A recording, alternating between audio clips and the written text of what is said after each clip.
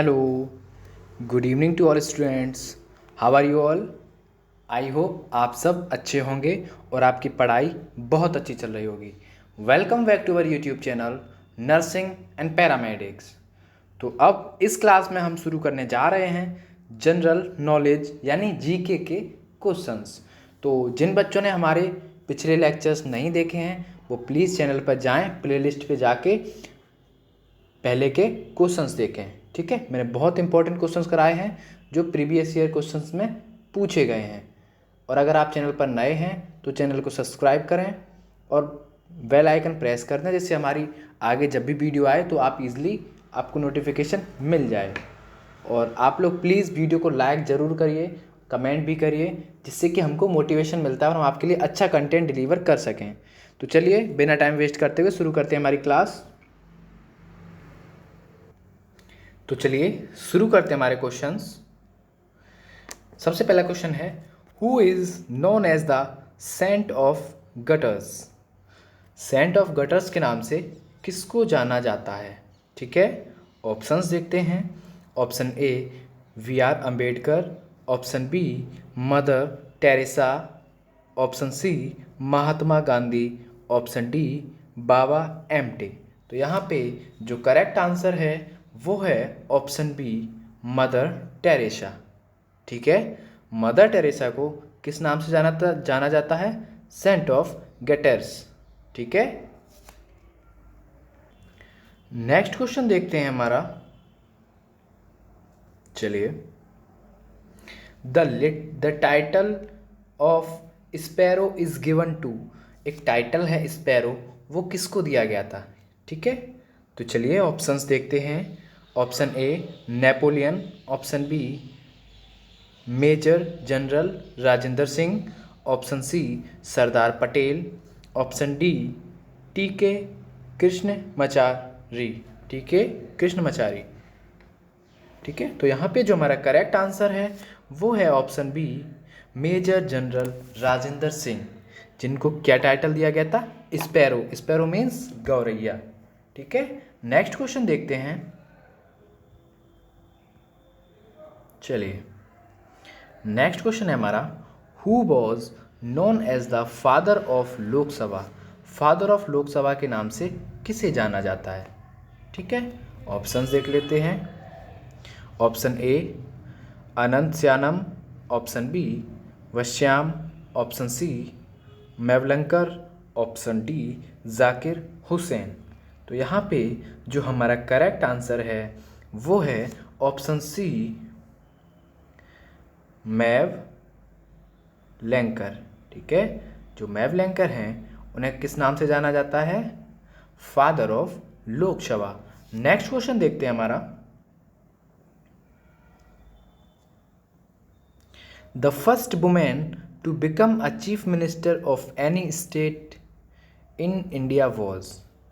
पहली महिला, ठीक है, जो कि बनी चीफ मिनिस्टर किसी स्टेट की भारत में, तो वो कौन थी? Option A Nandini Satpathy, option B doctor Jayalalithaa, option C Sucheta Kripalani, option D Mayawati. तो यहाँ पे जो करेक्ट आंसर है वो है ऑप्शन सी सुचेता कृपलानी। ये वो लेडीज़ हैं जो वुमेन सीएम बनी थी किसी स्टेट की इंडिया में पहली बार। ठीक है, नेक्स्ट क्वेश्चन देखते हैं हमारा। और अगले क्वेश्चन पे जाने से पहले मैं आपको एक चीज़ और यहाँ कंफर्म कर दूँ। यहाँ पे जो सुचेता कृपलानी बनी थी ना चीफ मिनिस्टर फर्स्ट, वो बनी थी उत्तर प्रदेश की। किसकी? यूपी की। ठीक है, और कौन सी ईयर में? तो 2 अक्टूबर 1963 में। ठीक है, चलिए आगे देखते हैं। अब हम अपना नेक्स्ट क्वेश्चन देख लेते हैं।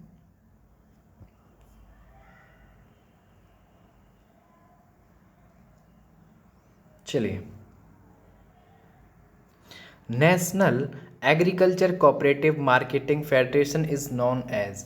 जो national agriculture cooperative marketing federation है उसे हम किस नाम से जानते हैं? उसका जो एब्रीविएशन है वो क्या है? ऑप्शंस देख लेते हैं। Option A NIAM, option B NAFED, option C NACMF, option D NACOM। तो यहाँ पे जो करेक्ट आंसर है वो है NACMF। तो हमारा जो करेक्ट आंसर है वो क्या है? Option C, national agriculture cooperative marketing federation. ठीक है, नेक्स्ट क्वेश्चन देखते हैं हमारा। India become a member of the United Nation in. जो इंडिया है वो मेंबर ऑफ UN बनी, मतलब मेंबर बनी यूनाइटेड नेशन की, तो वो कौन से ईयर में बना? ठीक है, ऑप्शंस देख लेते हैं। Option A 1945, option B 1947, option C 1949, option D 1950। तो यहाँ पे जो करेक्ट आंसर है वो है ऑप्शन ए 1945। 1945 में जो इंडिया है वो किसकी मेंबर बनी? यूनाइटेड नेशन की। नेक्स्ट क्वेश्चन देखते हैं हमारा। चलिए, द हेडक्वार्टर ऑफ जजेस of the international court is at. जो इंटरनेशनल कोर्ट्स के जज हैं उनका हेडक्वार्टर कहाँ है? Option A Geneva, option B the Hague, option C Rome, option D Vienna. तो यहाँ पे जो करेक्ट आंसर है वो है option B the Hague. The Hague जो है वहाँ इंटरनेशनल कोर्ट, ठीक है, कि जजेस का हेडक्वार्टर है। नेक्स्ट क्वेश्चन देखते हैं हमारा। चलिए, RAF is the abbreviated form of which of the following. यहाँ पे एक शॉर्ट फॉर्म दी है RAF, ये किसी का एब्रीविएशन दिया है, इसकी फुल फॉर्म पूछी है। तो चलिए देख लेते हैं इसका correct answer. Option A ready action force, option B rapid action force, option C reserve action force, option D repeat action force. तो यहाँ पे जो करेक्ट आंसर है वो है रैपिड एक्शन फोर्स। क्या है? Rapid action force. ठीक है, ये डिसास्टर मैनेजमेंट्स वगैरह के लिए फोर्स बनाए जाते हैं RAF।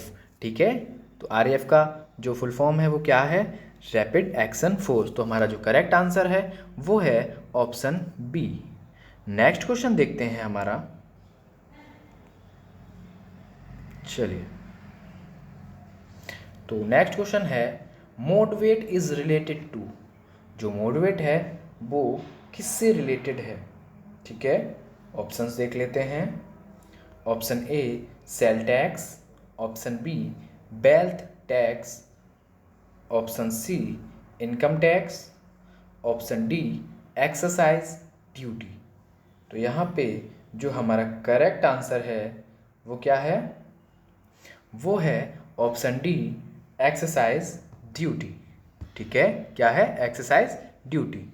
जो मोडवेट है, ठीक है, जो मोडवेट है वो किससे रिलेटेड है? एक्सरसाइज ड्यूटी से। ठीक है, नेक्स्ट क्वेश्चन देखते हैं हमारा।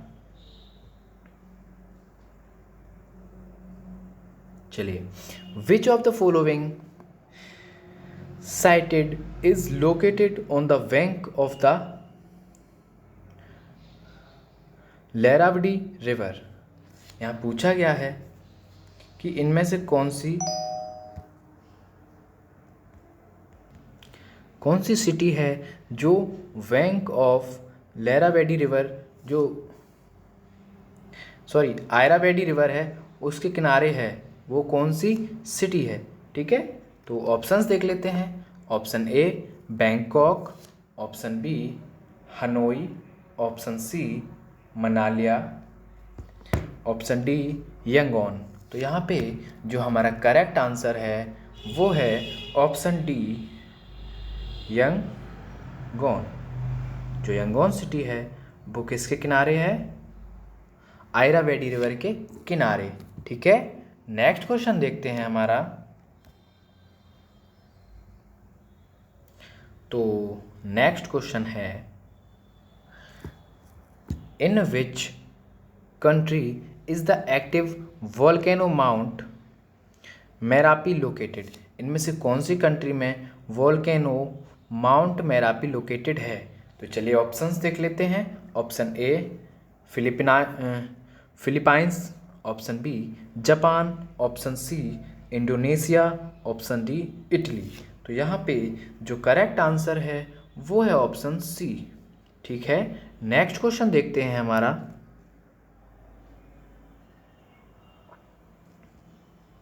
चलिए क्वेश्चन देख लेते हैं। विच of the following noble gases is not found in the atmosphere? यहाँ पे कुछ नोबल गैसेस दी हुई हैं और पूछा है कि इनमें से कौन सी नोबल गैस अपने एटमॉस्फेयर में नहीं पाई जाती है। Option A argon, option B krypton, option C radon, option D xenon. तो यहाँ पे जो करेक्ट आंसर है वो है option C radon.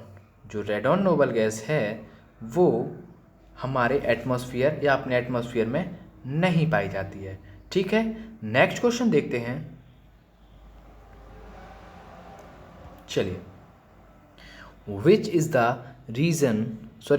The reason for white cement to be white? जो वाइट सीमेंट होता है उसके वाइट होने के पीछे का क्या रीज़न है? ठीक है, ऑप्शंस देख लेते हैं। Option A it does not contain carbon, वो कार्बन को कंटेन नहीं करता है। Option B it does not contain silicon, वो सिलिकन को कंटेन नहीं करता है। Option see it does not contain iron, उसमें आयरन प्रेजेंट नहीं होता है।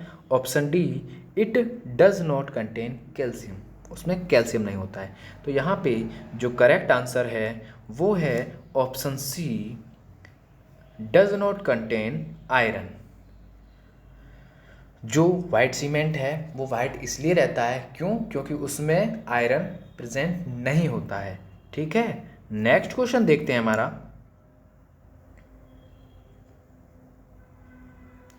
What is the number of the permanent members of UN security council? जो यूएन सिक्योरिटी काउंसिल है उसके परमानेंट मेंबर कितने हैं? ठीक है, यहाँ पे हमसे काउंटिंग पूछी है कि उसके परमानेंट मेंबर्स कितने हैं। तो चलिए ऑप्शंस देख लेते हैं।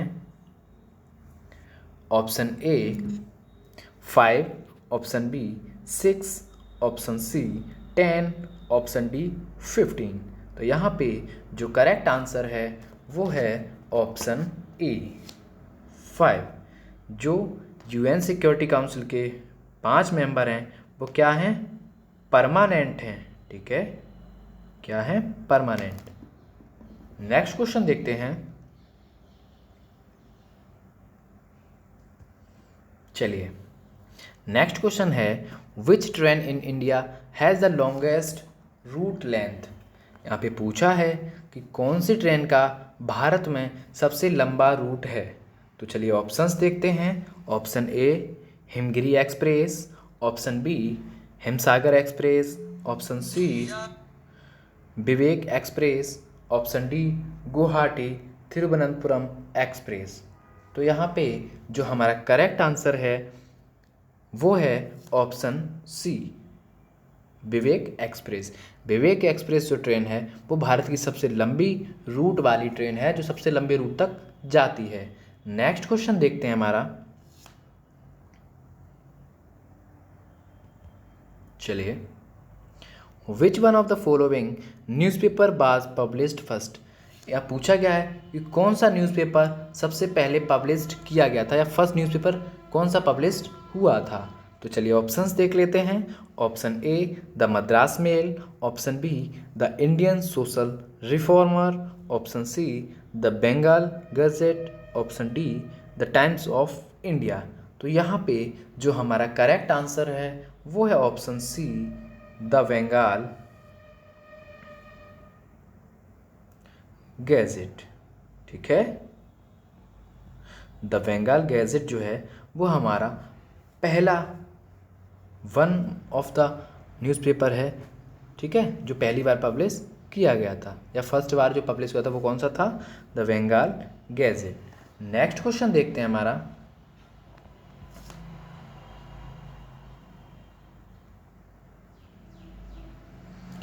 चलिए, क्वेश्चन है, who was the first Indian native ruler to accept the system of subsidiary alliance? तो इस क्वेश्चन में हमसे पूछा है कि भारत का वो पहला कौन सा देशी राजा था जिसने सिस्टम ऑफ सब्सिडरी अलायंस को एक्सेप्ट किया था। अब आपको बता दूं कि सिस्टम ऑफ सब्सिडरी अलायंस क्या है। सिस्टम ऑफ सब्सिडरी अलायंस का मतलब है जो ईस्ट इंडिया कंपनी, जो ब्रिटिश भारत पे राज कर रहे थे, वो किसी भी बिजनेस के संबंध में या किसी भी पर्पस से एक संधि किया करते थे भारत के राजाओं से। ठीक है, तो उस सिस्टम को जो पहली बार एक्सेप्ट किया था भारतीय राजा ने या देसी रूलर ने, तो वो कौन था? तो चलिए ऑप्शंस देख लेते हैं। Option A Scindia of Gwalior, option B Nizam of Hyderabad, option C Dalip Singh of Punjab, option D Gaekwad of Baroda. तो यहाँ पे जो हमारा करेक्ट आंसर है वो है option B Nizam of Hyderabad. Next question देखते हैं हमारा। चलिए, तो नेक्स्ट क्वेश्चन है, in which country did the industrial revolution begin in the year 1750? यहाँ पूछा गया कौन सी कंट्री में इंडस्ट्रियल रिवॉल्यूशन शुरू हुआ था 1750 में। तो चलिए ऑप्शंस देखते हैं। Option A France, option B Italy, option C Germany, option D England. तो यहाँ पे जो हमारा करेक्ट आंसर है वो है ऑप्शन डी इंग्लैंड। ठीक है, तो आज की वीडियो में इतने ही क्वेश्चंस, बाकी आगे के क्वेश्चंस हम शुरू करेंगे नेक्स्ट क्लास में। और तो आई होप आपको वीडियो पसंद आया होगा, तो प्लीज़ वीडियो को लाइक करें, कमेंट करें और अपने दोस्तों के साथ शेयर करें। और हाँ, मैं आपको एक वर्क दे रहा हूँ, ठीक है, एक क्वेश्चन दे रहा हूँ आपको, जिसका आंसर आपको हमें कमेंट सेक्शन में देना है। ठीक है, तो ये है हमारा वो क्वेश्चन जिसका आंसर आपको हमें कमेंट सेक्शन में देना है। तो मैं बोलूँगा कि सारे बच्चे इसका आंसर कमेंट सेक्शन में ज़रूर दें। So thank you from nursing and paramedic.